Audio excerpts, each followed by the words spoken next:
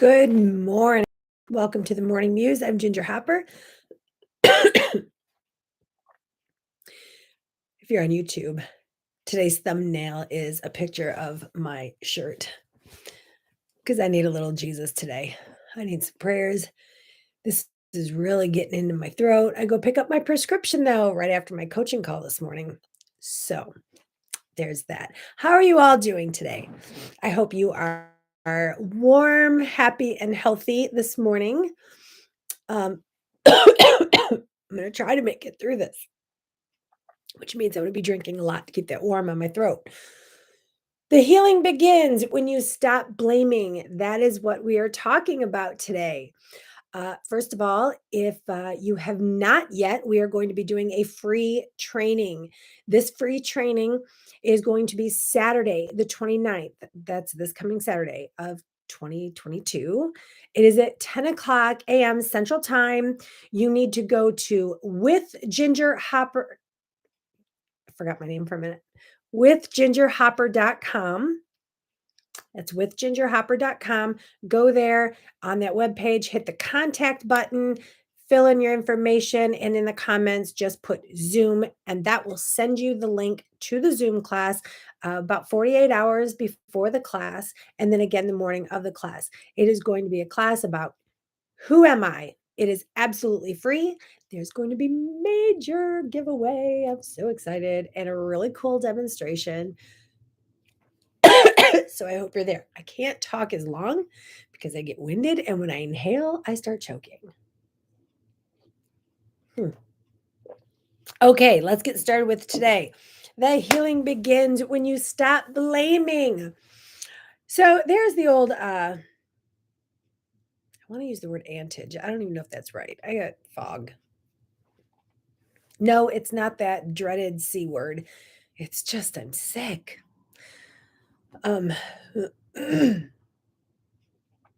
So you have a child that grows up. This is example. Child grows up. They're in a home where they are malnourished. They're treated horribly. Parents aren't never home.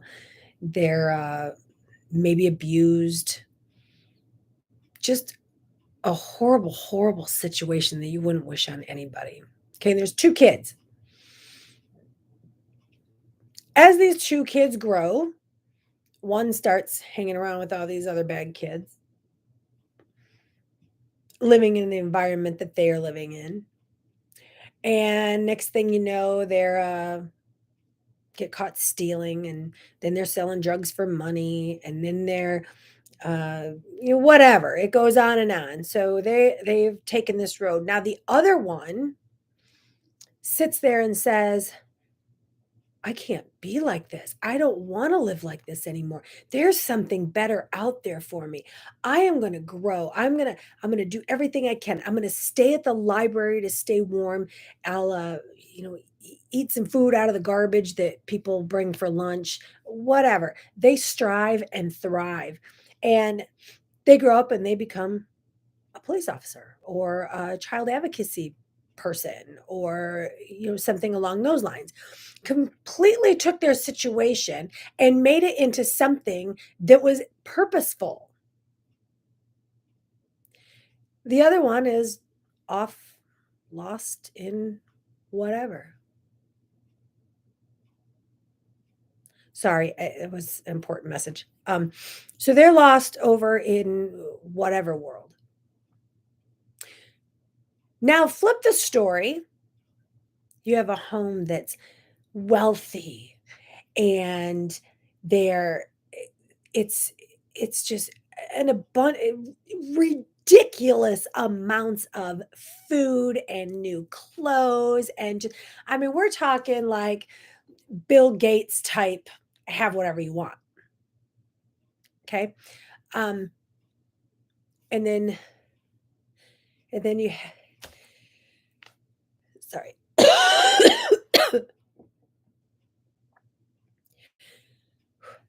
Then you have the same situation. You have the child that grows up saying, yeah, I'm going to be a snob. I'm going to I use that loosely, I'm gonna have the best of everything. I'm gonna continue living like this. I'm gonna, do whatever I have to, but I don't have to lift a finger because everything was always handed to me.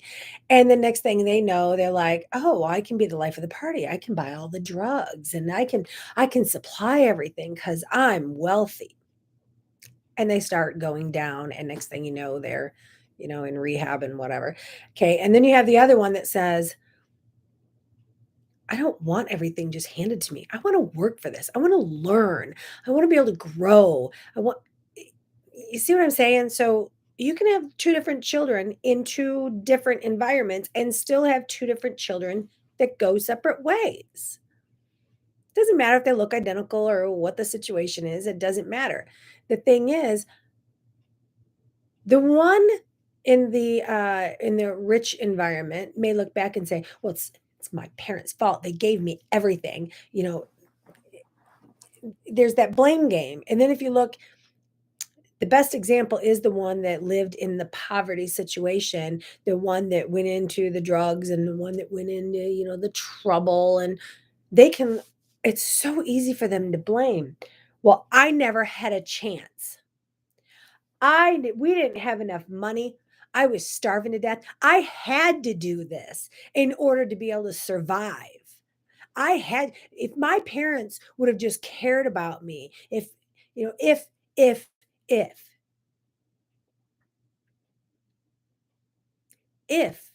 that is reality, why could the other child use it to their advantage and strive and thrive?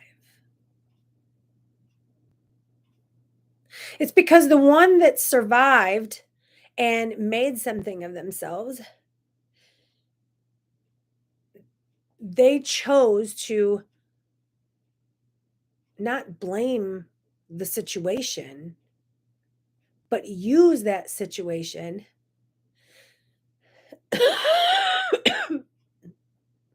as a stepping stone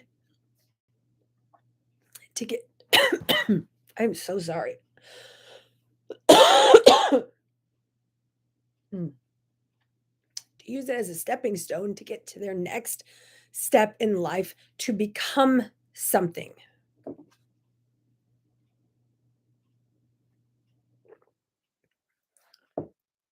Okay.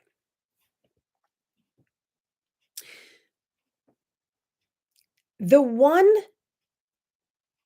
that used everything as an excuse, I had to do this, and it's my parents' fault. It was my environment. That's how I ended up here. Um, I'm gonna call it like it is. That's lazy. I love you, and hear me out on this, but that is mind lazy, looking for the easy way out. I'll just steal something instead.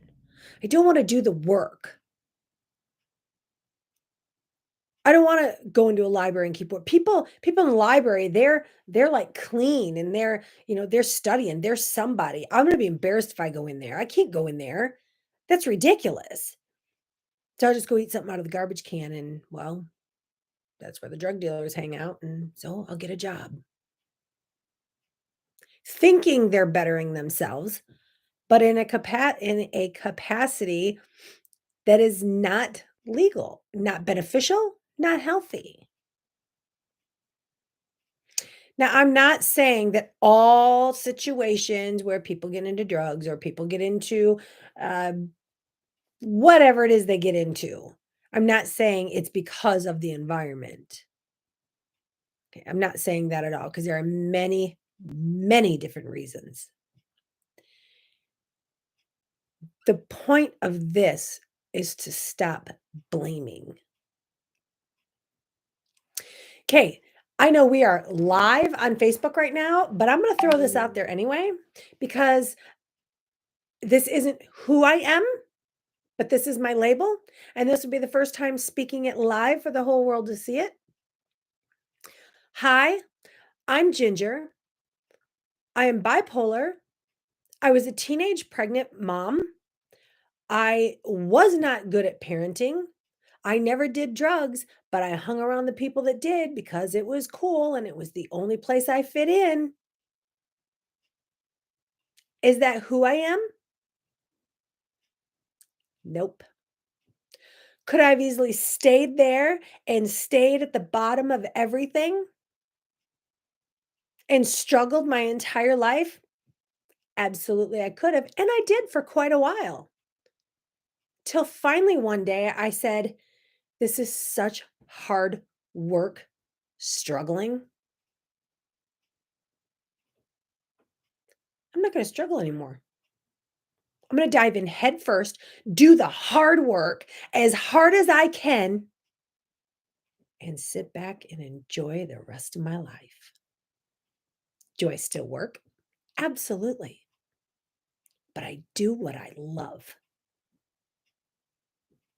I do what I want.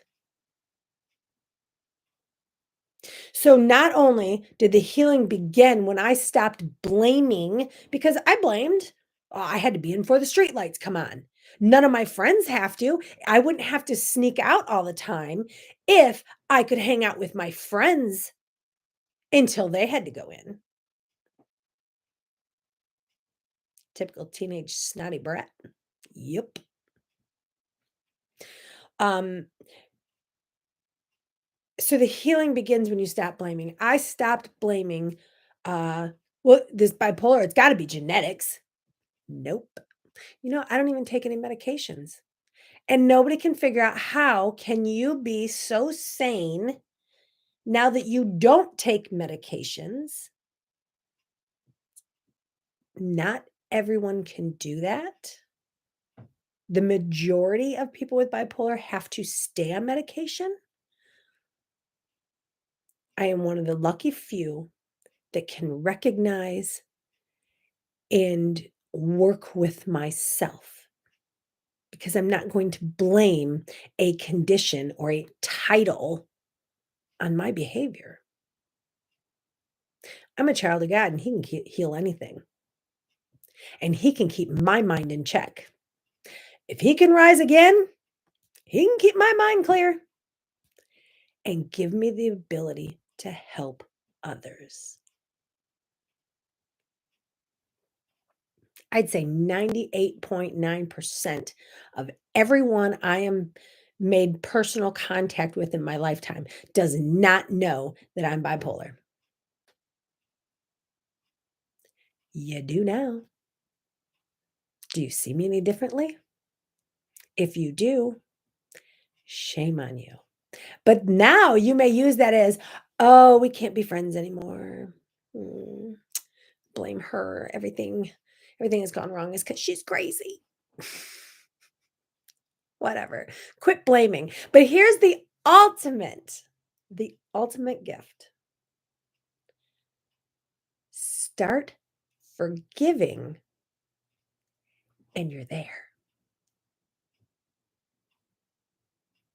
Stop blaming. The second you stop blaming is the second you start healing. The moment you start forgiving is the moment you arrived. Now, you may say, okay, but I can stop blaming them, but I can't forgive them for doing X, Y, and Z. Guess what? I'm going to tell you a little secret. This is another tough one. I love you, but maybe, just maybe, you need to forgive yourself. Forgive yourself for blaming. Forgive yourself for taking so much time away from yourself, for going down the wrong path. Forgive yourself for the hate you have in your heart towards the situation. Forgive yourself for not loving yourself enough. Forgive yourself for not seeing it clear sooner. Forgive yourself enough to ask our Father for forgiveness. It doesn't matter what you've done, it doesn't matter where you've been. No sin is greater, and we are all sinners. And all we have to do to be forgiven is give our sins to our Father and ask for forgiveness. Believe that He died and rose again for us, and ye shall be saved. That's where my healing began. I was able to forgive myself. Actually, I had His forgiveness before I could forgive myself, because that is the ultimate. If y'all know me, you know that is the ultimate. That is the beginning to everything. But in a worldly manner, you have to forgive yourself. Forgive yourself for hanging on to things. Forgive yourself for allowing that to keep sinking in. If you have something that's constantly, what should I do? Because this is happening and this is happening. I don't even know what to do. And this is happening and this is happening. And I'm so fed up with it. And I bet you they think, and I bet you they say, and I bet you they're doing. And stop. All that is feeding that horrible negative energy in your body. Who cares? It's none of your business what anybody thinks, says, or does. What matters is you are who you are. You forgive those around you. You believe in our Father. You start healing.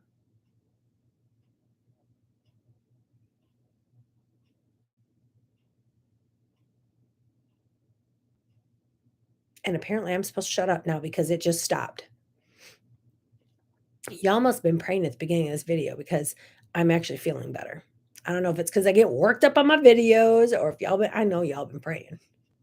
So thank you for that. Please continue.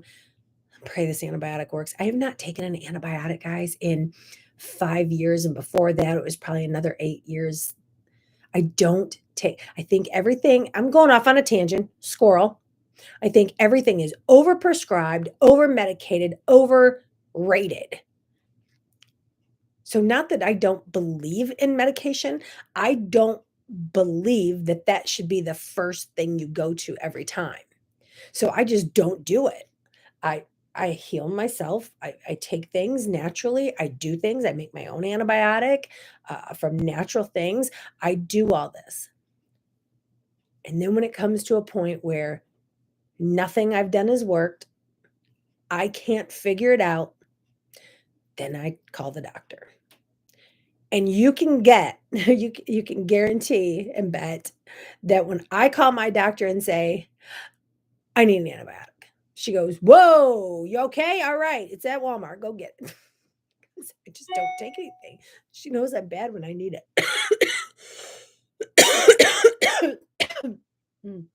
When I ask for it. That's what I meant to say. Okay. As always, my squirrel moment is over. I hope you all have the most amazing and blessed day. Don't forget, withgingerhopper.com, hit the contact. Guys, you do not want to miss this training. It's going to be off the hook. There's some of you that know what that means. Some of you don't, but it means it's going to be fantastic. Also, you can join Hearts Discernment on our Facebook group and also go to YouTube, hit like, subscribe, and you'll be notified every morning when I come on live Monday through Friday at 9:30 Central Time. Have an amazing day. I love you all so much. Bye-bye.